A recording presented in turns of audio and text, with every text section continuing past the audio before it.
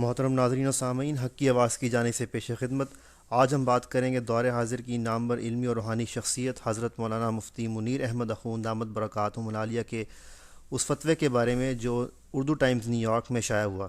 فتوے کا عنوان ہے تعویذ گنڈے کی شرعی حیثیت۔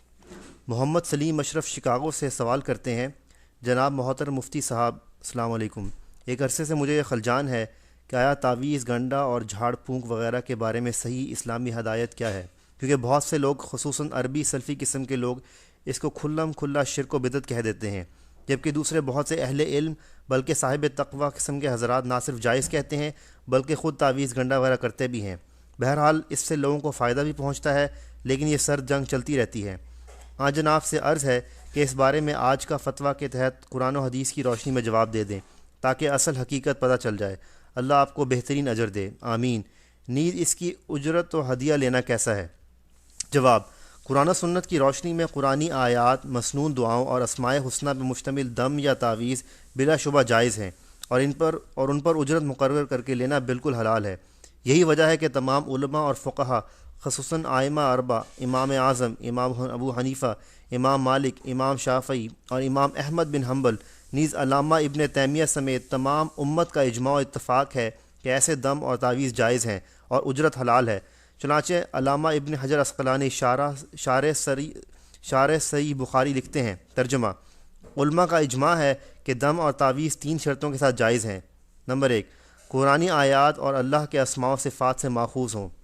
نمبر 2، عربی زبان میں ہوں یا کسی اجمی زبان میں اگر ہوں تو اس کے معنی اور مفہوم معلوم ہوں۔ 3، یہ اعتقاد رکھے کہ مؤثر بذات اللہ کی ذات ہے اور اس تعویذ کی تاثیر اللہ کے فیصلہ و تقدیر کے تابع ہے۔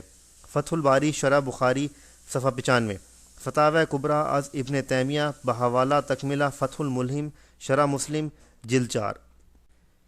اس حوالے سے ام المومنین عائشہ صدیقہ، صحابہ کرام، تابعین اعظام اور سلف صالحین کی چند روایات ملاحظہ ہوں، بلکہ خود رسول اکرم صلی اللہ علیہ وسلم نے صحابی حضرت ابو دجانہ کو بقلم حضرت علی المرتضیٰ جنات و آصیب سے نجات و حفاظت کا تعویذ لکھوا کر دیا، وہ بھی پیش خدمت ہے۔ نمبر 1، صحابی رسول عبداللہ ابن عمر بن العاص سے ثابت ہے کہ جو بچے اپنی تمیز کو نہیں پہنچے ہوتے تھے اور غالباً جھاڑ پھونک کے مسنون الفاظ ادا کرنے کی صلاحیت نہیں رکھتے تھے، وہ ان کے گلے میں دعائیہ کلمہ تعویذ بنا کر لٹکا دیتے تھے۔ چنانچہ ابو داود اور ترمذی میں حدیث ہے، ترجمہ: حضرت عبداللہ بن عمر بن العاص سے روایت ہے کہ جناب رسول اکرم صلی اللہ تعالی وسلم صحابہ خوف کے موقع پہ اعوذ بکلمات اللہ وَإِن يَحْضُرُونَ کی دعا پڑھنے کی تعلیم فرمایا کرتے تھے۔ چنانچہ حضرت عبداللہ بن عمر اپنے بڑے سمجھدار بچوں کو یہ دعا سکھلا دیتے تھے اور چھوٹے ناسمجھ بچوں کے گلے میں تعویذ بنا کر لٹکا دیا کرتے تھے۔ ابو داود صفحہ 543 جلد 2، ترمذی صفحہ 192 جلد 2، نیز امام ترمذی نے اس کو حدیث حسن کہا ہے۔ نمبر 2، امام بخاری کے استاد و حدیث ابو بکر ابن ابی شیبہ حدیث نقل کرتے ہیں، ترجمہ: مفسر قرآن حضرت عبداللہ بن عباس بچے کی پیدائش کے لیے 2 آیات قرآنی لکھ کر دیا کرتے تھے کہ ان کو دھو کر مریضہ کو پلا دو، مصنف ابن ابی شیبہ صفحہ 27 جلد 8۔ جبکہ طبرانی شریف میں یہ الفاظ ہیں کہ ابن عباس یہ تاکید بھی فرماتے تھے کہ کچھ پانی اس مریضہ کے پیٹ اور منہ پر بھی چھڑک دو، کنز الاموال۔ نمبر 3، امام بخاری کے استاد الحدیث ابو بکر ابن ابی شیبہ حدیث نقل کرتے ہیں، ترجمہ: ام المومنین حضرت عائشہ صدیقہ اس بات کو منع نہ کرتی تھیں کہ پانی میں تعویذ گھول کر وہ پانی مریض پر چھڑک دیا جائے، مصنف ابن ابی شیبہ صفحہ 27 جلد 8۔ نمبر 4، امام بخاری کے استاد جلیل القدر تابعی حضرت سعید بن جبیر ہر آنے والے پریشان حال کو تعویذ لکھ کر دیتے تھے۔ حجاج ابن الاسود کہتے ہیں کہ میں نے اس بارے مفتی اعظم مکہ حضرت عطا سے دریافت کیا تو انہوں نے فرمایا کہ ہم نے نہیں سنا کہ کوئی اس کو مکروہ کہتا ہو، ہاں تمہارے بعض عراقی مکروہ کہتے ہیں۔ دیکھیے حضرت عطا نے ایک قول کے مطابق 200 صحابہ اور ہزاروں تابعین کی زیارت و صحبت اٹھائی ہے۔ وہ خود ارشاد فرما رہے ہیں کہ میں نے کسی سے بھی تعویذ کی کراہت نہیں سنی، یہ چاہے کہ اس کو شرک یا حرام سمجھتے۔ 5، ابو اسمتہ کہتے ہیں کہ میں نے حضرت سعید بن المسیب تابعی سے تعویذ کے بارے میں پوچھا تو آپ نے فرمایا کوئی حرج نہیں جبکہ چمڑے میں ہو، حوالہ بالا۔ نمبر 6، مفتی اعظم مکہ حضرت عطا سے پوچھا گیا کہ عورت کے گلے میں تعویذ ہے، جب حیض ماہواری آئے تو کیا کرے؟ انہوں نے فرمایا اگر چمڑے پر لکھا ہو تو اس کو اتار دے، اور اگر چاندی میں بند ہو تو چاہے اتارے چاہے نہ اتارے۔ حوالہ بالا۔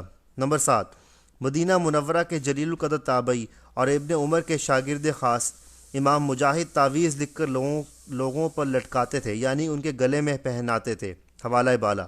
نمبر 8، حضرت امام باقر اس میں کوئی حرج نہیں سمجھتے تھے کہ قرآن چمڑے پر لکھ کر لٹکایا جائے، یعنی گلے میں تعویذ بنا کر پہنایا جائے۔ حوالہ بالا۔ نمبر 9، بصرہ کے مفتی اعظم قرآنی آیات کے تعویذ میں کوئی مذائقہ نہیں سمجھتے تھے۔ حوالہ بالا۔